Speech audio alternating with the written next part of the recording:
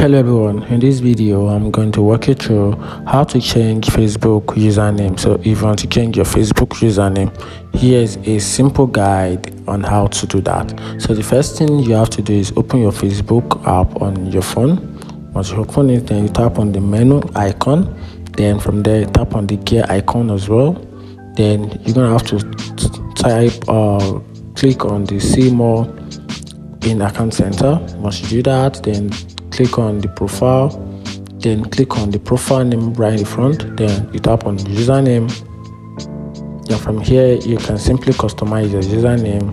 Then note that this will definitely affect your Facebook URL, because changing your username will also change your Facebook URL. And if you have a current URL on other social media platforms that people can use to reach you on your Facebook or probably on your website, you're gonna have to go back and change it again, because once you change this, it will affect the other URL and make it completely useless. And that's it. So if you want to check it, if you want to change it, just input your username. Then you can, once this red button right in front of username is turns to green, that means Facebook has accepted your Facebook username, and you can use the same username for Facebook URL.